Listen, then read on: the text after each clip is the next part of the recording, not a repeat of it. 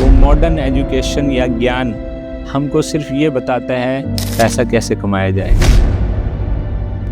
यहाँ पर हमारे पास बहुत माता पिता आते हैं, वो यही बोलते हैं ये बच्चा बड़ा शरारती है। इसका क्या मतलब है? वो बच्चे के मन को कंट्रोल नहीं कर पा रहे।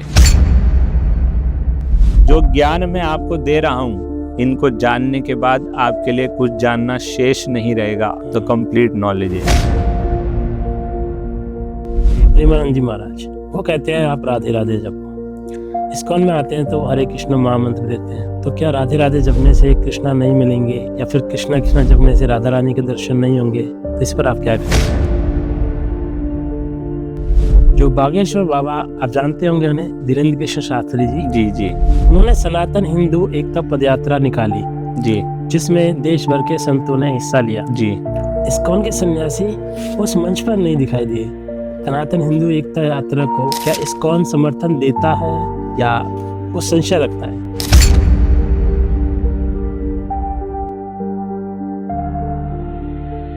नमस्कार साथियों, आज हम हैं रोहिणी के इस्कॉन टेम्पल में और हमारे साथ है अमृत गौर प्रभु जी। हरे कृष्ण प्रभु जी। हरे कृष्ण। प्रभु जी, हम अब समाज में अक्सर देखते हैं कि डिस्क्रिमिनेशन होता है, जिसकी वजह से जो हमारे जेनजी हैं उनको प्रॉब्लम्स आती है। उनके माइंड में किस तरह के इमोशंस जनरेट होते हैं। और दूसरी ओर हम सन्यासियों को देखते हैं, आप जैसे सन्यासियों को जो इतने कूल रहते हैं, जो टॉलरेंट होते हैं, साइलेंट होते हैं। तो इसके पीछे का राज क्या है? श्रीमद् भागवतम हमको बताता है, आशा ही परमम दुखम, निराशा परम सुखम। तो आप भक्तों की बात कर रहे हैं। भक्त अपने जीवन में इस प्रकार की आशाओं से, चिंताओं से, एक्सपेक्टेशन से मुक्त हो जाते हैं, क्योंकि वो जानते हैं कि जो उनको प्राप्त होता है वो भगवान की कृपा से प्राप्त होता है। और इसीलिए जितना भी उनको प्राप्त हो जाता है उसमें वो संतुष्ट रहकर उसको भगवान की सेवा में नियुक्त करने का पूरा प्रयास करते हैं। आप आज की मॉडर्न जनरेशन की बात करते हैं तो उनकी क्या फ़िलॉसफी है? उनकी फ़िलॉसफी है मुझे और दे दो, ये दिल मांगे मोर, क्या करें कंट्रोल नहीं होता। और इस तरह से उन्होंने अपने जीवन में हजारों इच्छाओं का पालन कर रखा है। उसमें से कुछ इच्छाओं की पूर्ति होती है और कुछ की पूर्ति नहीं हो पाती। जिनकी पूर्ति होती है उससे उनको जो आनंद प्राप्त होता है वो थोड़े समय का आनंद है, और जब वो ख़त्म हो जाता है वो अन्य इच्छाओं के पीछे भागने का प्रयास करते हैं। और जिन इच्छाओं में वो असफल हो जाते हैं, जिनकी पूर्ति करने में वो सक्सेसफुल नहीं हो पाते, उनके लिए वो दुख का कारण बनती है। जी प्रभु जी। तो प्रभु जी, आजकल जेनजी में एक प्रॉब्लम आती है ओवर थिंकिंग की। ये एक बेसिक फंडामेंटल प्रॉब्लम है। तो इसको गीता के अनुसार क्या समाधान है कि ओवर थिंकिंग दूर हो जाए? भगवद गीता थिंकिंग के विषय में बताती है कि ये मन का कार्य है। मन का क्या कार्य है? थिंकिंग, फीलिंग और विलिंग, विचार करना। और अगर हम साइंस के प्रोस्पेक्ट से देखते हैं तो साइंस हमें बताता है एक दिन में एक व्यक्ति के मन में 60 से 70 हज़ार विचार आते हैं। तो क्या ये सारे नए विचार हैं? ऐसा नहीं है। तो वो विचार एक पर्टिकुलर थीम से प्रेरित हो सकते हैं। तो अगर हम थीम की बात करते हैं तो 6000 से 7000 नई थीम एक व्यक्ति के मन में एक दिन में जनरेट होती हैं। और बहुत सारे ऐसे थॉट्स होते हैं जो कि रिपीटेड होते हैं, जो बार बार उनके मन में आते हैं। जी। ये कार्य मन का है, थिंकिंग, फीलिंग, विलिंग।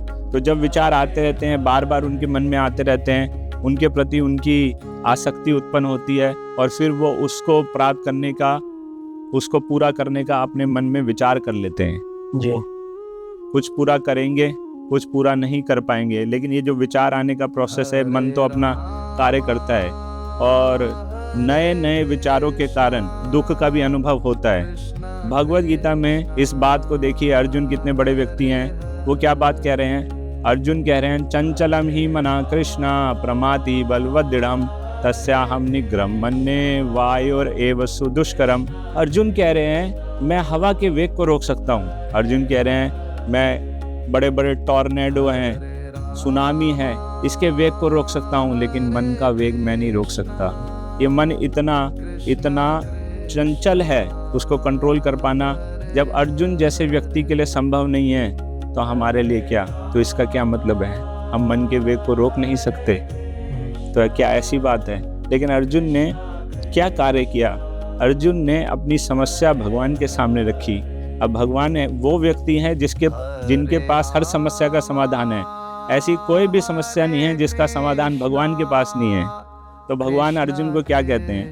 असंशय समबाहो मनो दुर्निग्रहम चलम अभ्यासेन तु कौन्तेया वैराग्यम च गृह्यते। भगवान कह रहे हैं नो डाउट, असंशय अर्जुन, आपकी बात में कोई संशय नहीं है कि मन को कंट्रोल करना बड़ा मुश्किल है, लेकिन मैं तुमको एक तरीका बताता हूँ जिसके माध्यम से आप मन को कंट्रोल कर सकते हैं। वो क्या तरीका है? बोले 2 कार्य करने पड़ेंगे। आपको अभ्यास करना पड़ेगा और दूसरा आपको वैराग्य यानी कि त्याग करना पड़ेगा। तो अभ्यास अर्थात किसी भी चीज़ को, किसी भी लक्ष्य को की प्राप्ति के लिए हमें अगर उसमें एक्सपर्टीज की आवश्यकता है तो हम उसको बार बार करते हैं। आप जानते हैं सचिन तेंदुलकर कैसे सचिन तेंदुलकर बना?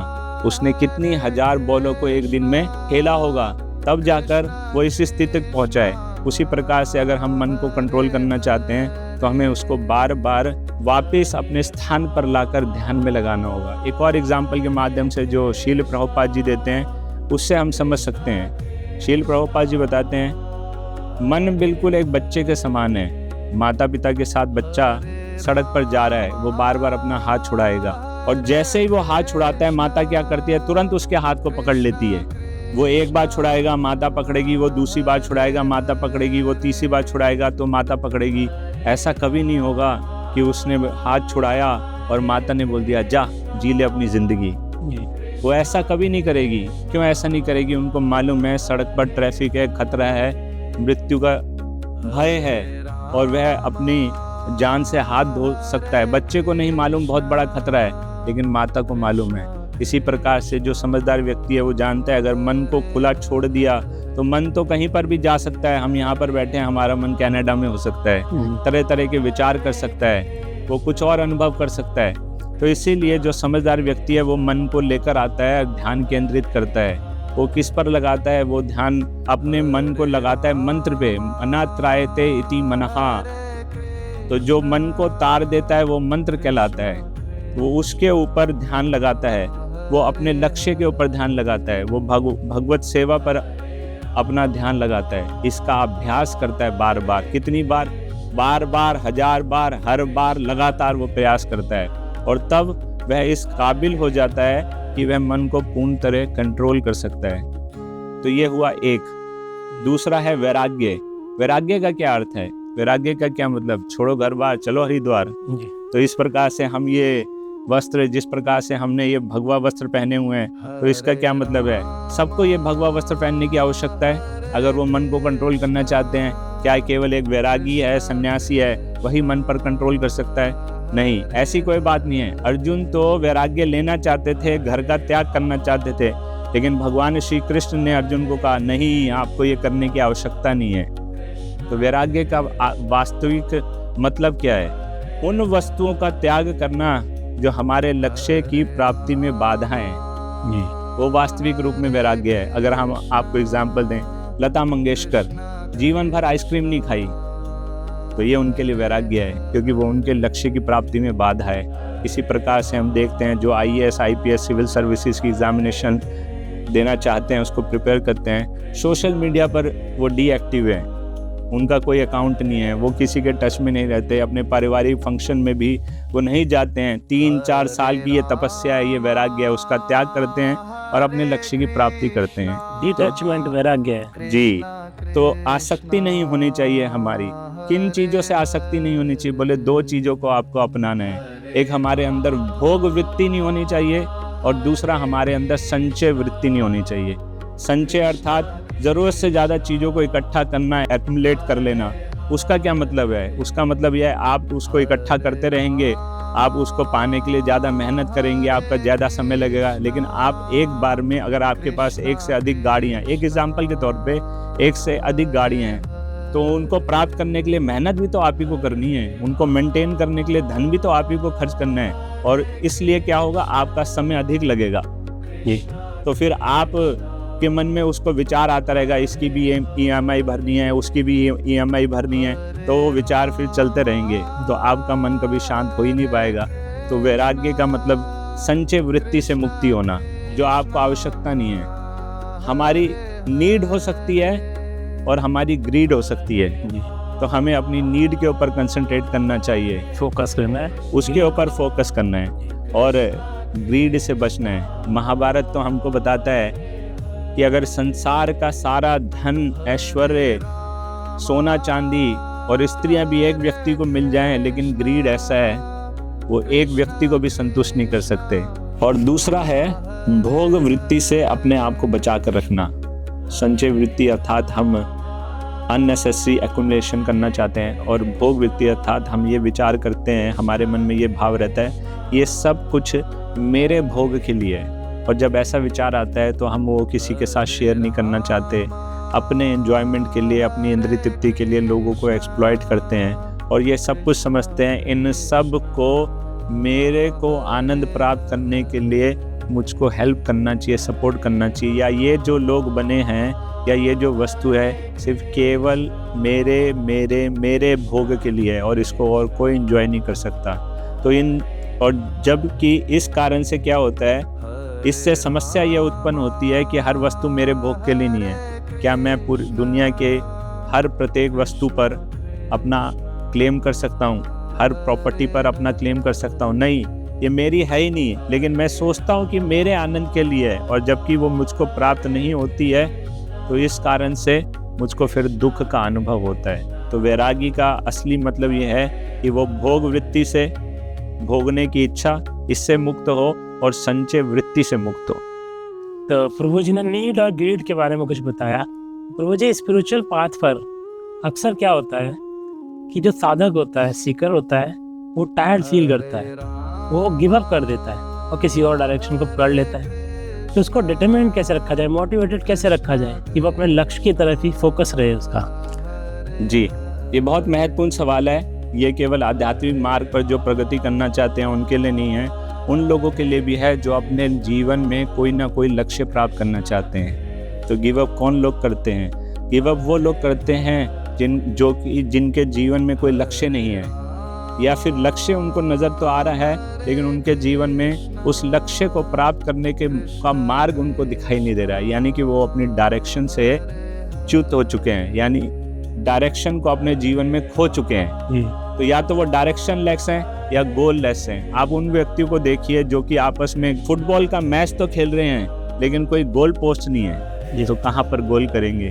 तो इसी कारण से लोग अपने मार्ग को, अपने गोल को खो देते हैं, क्योंकि वास्तविक रूप में कोई लक्ष्य उन्होंने अपने जीवन में नहीं बनाया।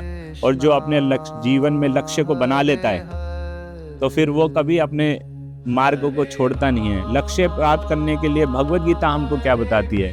व्यवसायात्मिका बुद्धि एका कुरु नंदना भव शाखाई अनंतश्च बुद्धयो अवसायी नाम। इसका मतलब क्या है? एक लक्ष्य बनाइए, सिंगल पॉइंटेड अटेंशन होना चाहिए। ऐसा नहीं है कि आज हम क्रिकेटर बनना चाहते हैं, अगले दिन फुटबॉलर बनना चाहते हैं, फिर हम बोलेंगे नहीं पढ़ाई अच्छी है, मुझे सीए बन जाना चाहिए, फिर बोलेंगे आजकल इसका स्कोप कम हो गया तो मुझको लॉयर बन जाना चाहिए। तो इससे क्या व्यक्ति अपने जीवन में किसी लक्ष्य को प्राप्त कर सकता है? नहीं प्राप्त कर सकता। अभी अर्जुन का एग्जाम्पल हम देखते हैं। अर्जुन ने बहुत अच्छा कार्य किया।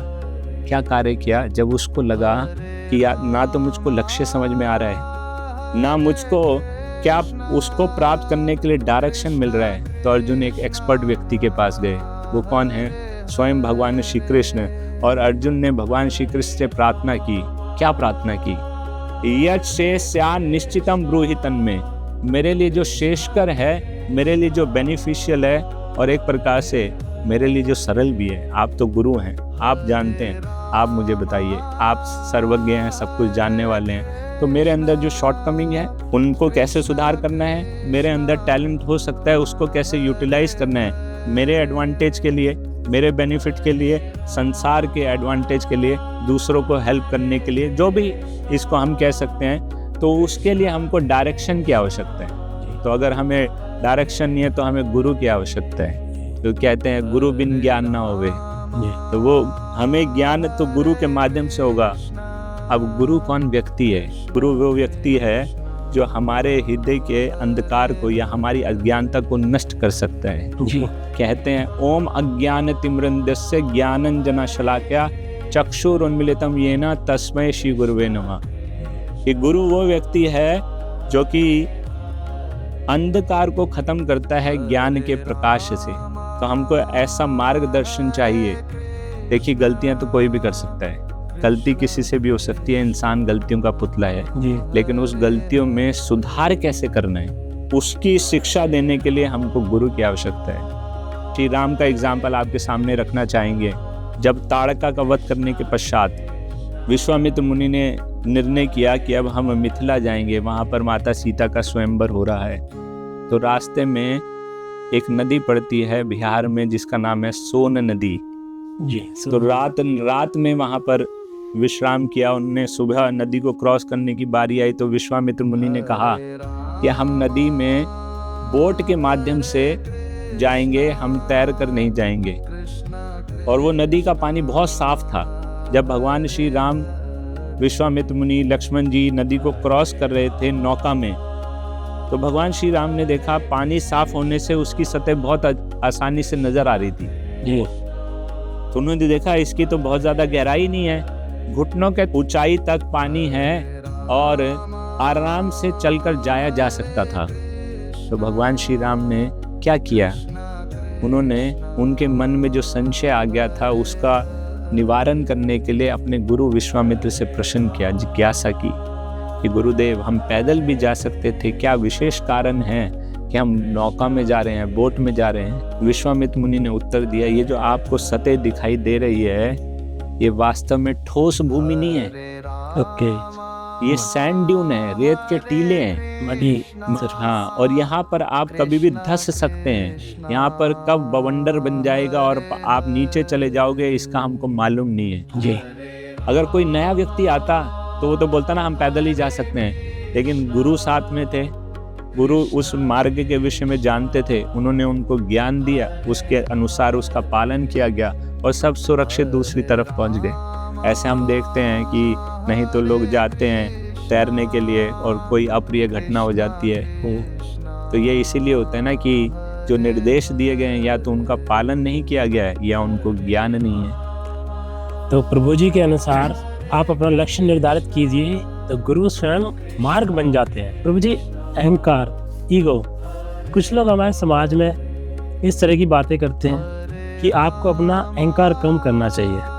कुछ लोग कहते हैं नहीं, ऐश्वर्य को भोगो, धन कमाओ, अहंकार को बढ़ाओ। एक आम आदमी काफ़ी कंफ्यूज रहता है कि धन कमाएं, भोगे या फिर अहंकार को कम करें, क्या करें, अहंकार के साथ क्या किया जाए। जी, बहुत अच्छा प्रश्न है। अगर हम अहंकार की बात करते हैं, अहंकार यानी कि अहम के भाव से उत्पन्न होता है। अहम मतलब मैं, आई एम द बेस्ट। और इसीलिए मेरी बात सुनो, इसके पीछे जो भाव है वो भाव है कर्ता का। मैं क्यों भोगूं, मैं क्यों एंजॉय करूं, ये सब मेरे लिए है क्योंकि मैंने इसके लिए मेहनत की है। जी, मैंने कड़ी मेहनत की है, अब इसको भोगना भी मुझे ही है। अहंकार विमूढ़ आत्मा कर्ता हमिति मन्यते, भगवद गीता कहती है कि जो अहंकार के द्वारा प्रभावित हो जाता है या विमूढ़ आत्मा, मूढ़ा बोलते हैं, अर्थात जो मूर्ख व्यक्ति है वो ये इस बात को सोचता है कि ये मैंने किया है। कर्ता हमिति मन्यते। हम देखते हैं अपने जीवन में भी, हम अपनी चीज़ों के लिए, रोज़मर्रा की चीज़ों के लिए भी हम दूसरे लोगों पर निर्भर हैं। जी, अगर हम इस वस्त्र की या इस कपड़े की बात करते हैं, ये हमने पहना है, ठीक बात है, इसको हमने खरीदने के लिए कुछ पैसे दिए, लेकिन हमने बनाया तो नहीं है। हमारे पास क्या उसको बनाने की कला है? नहीं है। जो अन्न को हमने प्राप्त किया है, हम सोचते हैं कि हमने पैसा दिया होगा, लेकिन वो अन्न को उगाने की कला नहीं है। कोई लोग उस अन्न को उगा रहे हैं, तो उन सब का सपोर्ट है, हम तक यहाँ तक पहुँचाया जा रहा है। तो एक उन सब लोगों का एक सपोर्ट सिस्टम बना हुआ है। सब लोग एक दूसरे को उस सपोर्ट सिस्टम में मदद कर रहे हैं। कोई भी ऐसा इंडिविजुअल व्यक्ति नहीं है जो ये बोले कि मैं सारा काम अपने आप करता हूँ, मैं सब कुछ अपने आप करता हूँ। अगर वो बोलेगा कि मैं अपना भोजन भी खुद ही उगाता हूँ, खुद ही बनाता हूँ, तो उसको बीज कहाँ से प्राप्त हुआ है? तो वो बीज भी उसको प्राप्त होगा। चलिए अगर बीज भी उसने कहीं से व्यवस्था कर लिया, उस बीज को उगाने के लिए उसको जल कहाँ से प्राप्त हो रहा है, उसका स्रोत क्या है। चलिए हम उसकी भी बात छोड़ देते हैं, हम हवा की बात करते हैं। जो हवा वो सांस ले रहा है वो कैसे प्राप्त हो रही है। अगर हम जल की बात करते हैं, साइंटिफिक नॉलेज जिनके पास है वो बोलेंगे हम हाइड्रोजन और ऑक्सीजन को मिलाकर जल प्राप्त कर सकते हैं। ठीक बात है, बना सकते हैं, लेकिन प्यास लगती है तो हम उसके सोर्स के पास जाते हैं। हाइड्रोजन को और ऑक्सीजन को मिक्स करने के लिए लेबोरेटरी पे तो नहीं जाते, हम नदी ढूंढते हैं, कुआं ढूंढते हैं और हम जल ले लेते हैं और उसका पान करते हैं। और हवा जो हमको प्राप्त हो रही है, अभी जब कोरोना का पीरियड आया था तो एक व्यक्ति 90 साल की जिनकी आयु थी वो उनको एडमिट होना पड़ा और ऑक्सीजन लगाई गई। उनके पास हज़ारों डॉलर का बिल आ गया। तो उस बिल को देखकर उनकी आंखों में आंसू आने लगे। तो वो लोग पूछने लगे क्या बिल बहुत ज़्यादा लग रहा है आपको, हॉस्पिटल वालों ने आपको बहुत ज़्यादा बिल दे दिया। बोले इस बिल की तो मेरे को चिंता ही नहीं है, मैं तो उस परमात्मा का धन्यवाद देना चाहता हूँ कि 90 साल से ऑक्सीजन ले रहा था और उसने आज तक बिल मुझको नहीं भेजा। अगर वो बिल भेज देता तो क्या मैं चुका पाता था। तो हम देखते हैं कि इन सब चीज़ों के लिए हम भगवान के ऊपर निर्भर हैं। ये हमें सारी की सारी बेसिक फैसिलिटीज़ हैं वो भगवान के द्वारा दी गई हैं। लेकिन हम क्या सोचते हैं, ईश्वर हम अहम भोगी सिद्धो हम बलवान सुखी। ईश्वर मैं हूँ, ईश्वर अर्थात कंट्रोलर, मैं कंट्रोल करता हूँ। हम क्या कंट्रोल करते हैं, हम रिमोट कंट्रोल करते हैं, गाड़ी के स्टीयरिंग को कंट्रोल कर सकते हैं, क्या अपने मन को कंट्रोल कर सकते हैं। चलो मान लिया हम अपने मन को कंट्रोल कर सकते हैं, लेकिन क्या सामने वाले मन को कंट्रोल कर सकते हैं, सामने वाले को नहीं कर सकते। यहाँ पर हमारे पास बहुत माता पिता आते हैं, वो यही बोलते हैं ये बच्चा बड़ा शरारती है। इसका क्या मतलब है, बच्चे के मन को कंट्रोल नहीं कर पा रहे। बच्चा अपने मन के हिसाब से चलता है, माता पिता अपने मन के हिसाब से उसको चलाना चाहते हैं। यही क्लैशेस होते हैं। हर जीव के पास अपना मन है और वो उसके अनुसार कार्य करते हैं। तो ईश्वर हम अहम भोगी, क्योंकि मैं कंट्रोल करना चाहता हूँ, मैं भोग करना चाहता हूँ। क्यों, सिद्धो हम बलवान सुखी। उनको लगता है ये मैं बलवान हूँ और जब मैं इसका भोग कर लूँगा तो मैं सुखी हो जाऊँगा। भगवद गीता में क्या बताते हैं, भगवान क्या बताते हैं, भगवान बताते हैं बलम बलवताम चाहम, बलवानों का बल मैं हूँ। भगवान ने वो बल दिया है। बुद्धिर मताम अस्मि, बुद्धिमानों की बुद्धि भी मैं ही हूँ। यानी कि हमें जो ये फैसिलिटी शरीर के रूप में प्राप्त हुई है उसको देने वाला कौन है। आज भगवान वो शक्ति ले लें तो क्या हम कुछ कर पाएंगे, हम नहीं कर पाएंगे। और भगवद गीता के माध्यम से अगर हम देखते हैं कोई भी कार्य की सफलता 5 फैक्टर पर निर्भर करती है, उसमें से जीव सिर्फ एक फैक्टर है, बाकी एनवायरनमेंट है। सिर्फ ये मान लेना कि सब कुछ मेरा है, मैं इसको एंजॉय करूँगा, ये अहम के भाव को जन्म देता है। और हमने उससे मुक्त होना है कि हमको ये फैसिलिटी दी गई है भगवान के द्वारा, उनकी सेवा में लगाएंगे तो हमारे लिए अच्छा है। तो प्रभु जी हम पूछना चाहते हैं कि भक्ति पथ पे जो चलते हैं अक्सर उनके साथ क्या होता है, भक्ति पथ पर चलने वाले अक्सर ज्ञान से परहेज करते हैं। तो आप इस्कॉन में गीता के ज्ञान के साथ भक्ति भी साथ में जोड़कर सिखाते हैं, लोग को समझाते हैं, तो ये कैसे पॉसिबल हो पाता है? जी बहुत अच्छा प्रश्न है। हमको ये जानना होगा कि वास्तविक ज्ञान क्या है। जो आजकल हम ज्ञान या मॉडर्न एजुकेशन जिसको कहते हैं, वो मॉडर्न एजुकेशन या ज्ञान हमको सिर्फ ये बताता है पैसा कैसे कमाया जाए या इस शरीर को कैसे संतुष्ट रखा जाए, जिसको हम अपनी भाषा में सेंस ग्रेटिफिकेशन या इंद्रिय तृप्ति भी कह सकते हैं। तो ये इतना ज्ञान देता है, लेकिन इससे आगे का क्या। तो ये शरीर जब समाप्त हो जाता है तो उसके बाद क्या आत्मा है। अगर आत्मा है तो परमात्मा क्या है, अगर परमात्मा है तो वो कौन है, आत्मा परमात्मा में क्या संबंध है, और अगर उनके बीच में कोई संबंध है तो उस संबंध को कैसे विकसित किया जाता है, वो संबंध को विकसित करने की ज़रूरत क्यों पड़ रही है, और अगर वो संबंध था तो संबंध विच्छेद क्यों हो गया। तो ये सारी की सारी बातों को हम जानेंगे। भगवत गीता के माध्यम से। तो भगवत गीता में ये ज्ञान भी दिया गया है। तो भक्ति करके जो हम योग की बात कर रहे हैं, उस योग का क्या मतलब है? योग अगर साधारण भाषा में हम कहें जोड़ना, और इसको और अच्छे तरीके से अगर कहा जाए तो मिलन। किसका किससे मिलन? आत्मा का परमात्मा से मिलन या जीव का भगवान से मिलन। तो ये वास्तविक रूप में योग है। तो भगवत गीता हमको सिखाती है कि आप कर्म योग के माध्यम से भी कर सकते हैं, ये ज्ञान योग के माध्यम से भी कर सकते हैं, ये भक्ति योग के माध्यम से भी कर सकते हैं। लेकिन इसमें जो सरल है, सबसे आसान है, वो भक्ति योग है। अब भक्ति जो है बिना ज्ञान के संभव नहीं है जी, ठीक है। लेकिन वो ज्ञान की आवश्यकता नहीं है भक्ति करने के लिए। कैसे इसको समझाए? क्योंकि जब व्यक्ति भक्ति करता है तो जो ज्ञान उसको आवश्यक है वो उसको स्वतः प्राप्त हो जाता है। भगवान कहते हैं भगवत गीता में, ददामी बुद्धि योगम तम येन माम उपयांति ते। मैं आपको वो बुद्धि दूंगा जिसके माध्यम से आप मुझको प्राप्त कर सकते हैं। श्रीमद् भागवतम में बताते हैं, वासुदेवे भगवती भक्ति योगा प्रयोजिता जन्याति आशु वैराग्यम ज्ञानम च यद हेतुकम। कि ज्ञान और वैराग्य आपको ऑटोमेटिकली प्राप्त हो जाएंगे भक्ति के माध्यम से। भक्ति का असली जो लाभ प्राप्त होता है वो भगवत प्राप्ति है, भगवत सेवा है, भगवान के प्रति प्रेम है। और भगवत गीता इसीलिए एक कंप्लीट पुस्तक है जो हमको सब कर्म योग, ज्ञान योग, ध्यान योग सबके विषय में बताती है। उसमें से कौन सा श्रेष्ठ है और उसको पालन करने से हमको क्या प्राप्त होगा, इसके विषय में भी हमको ज्ञान प्राप्त होता है। भगवत गीता के 7वें अध्याय में भगवान श्री कृष्ण कहते हैं, ज्ञानम ते हम विज्ञानम इदम अवक्ष्यामि अशेषतः। कि ये ज्ञान, जो ज्ञान मैं आपको दे रहा हूँ, और विज्ञान मतलब प्रैक्टिकल इम्प्लीमेंटेशन, प्रैक्टिकल एप्लीकेशन के ऊपर जो बेस्ड है, इनको जानने के बाद आपके लिए कुछ जानना शेष नहीं रहेगा, अशेषतः। तो कंप्लीट नॉलेज है।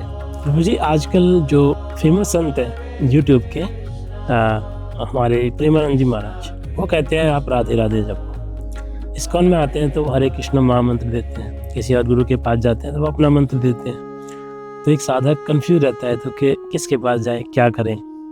तो क्या राधे राधे जपने से कृष्णा नहीं मिलेंगे, या फिर कृष्णा कृष्णा जपने से राधा रानी के दर्शन नहीं होंगे? तो इस पर आप क्या कहेंगे? जी, तो ये फेमस प्रश्न है या कंट्रोवर्शियल प्रश्न है। लेकिन ये फेमस या कंट्रोवर्शियल इसलिए है क्योंकि लोग लक्ष्य की बात नहीं करते, लोग मार्ग की बात कर रहे हैं। सबसे पहले हमें लक्ष्य जानना होगा। जैसे एग्जाम्पल के लिए, मैं कलकत्ता जाना चाहता हूँ, आप भी कलकत्ता जाना चाहते हैं। आप एयर रूट का चुनाव करते हैं, मैं ट्रेन का चुनाव करता हूँ। तो दोनों मार्ग अलग हैं, लेकिन लक्ष्य एक ही है, हम दोनों का गंतव्य एक ही है। तो गंतव्य की दृष्टि से दोनों में कोई भेद नहीं है जी। लेकिन मार्ग की दृष्टि में भेद हो सकता है। आपकी सुविधाएं अलग हैं, मेरी सुविधाएं अलग हैं, आपको अलग रिस्क है, मुझे अलग रिस्क है। तो दोनों प्रोसेस हैं। अब कोई भी प्रोसेस हो, आध्यात्मिक प्रोसेस की अब हम चर्चा कर रहे हैं, चलो पहले अगर उसकी चर्चा करते हैं कि आपने एयर टिकट बुक कराना है तो पहले उसका बुकिंग कराना पड़ेगा। जो जो निर्देश वो देंगे उसका पालन करना पड़ेगा। जिस सीट पर बैठने को बोला जाएगा उसी पर आप बैठेंगे। आप अपनी मनमानी नहीं कर सकते। आप पूरे प्रोसेस को एज इट इज टोटो में यथारूप पालन करेंगे तो आप अपने गंतव्य तक पहुंच जाएंगे। अब यही सारे मुझ पर निर्भर करते हैं, ठीक है। लेकिन अगर आप बोलें कि इसमें भेद है, बिल्कुल भेद है।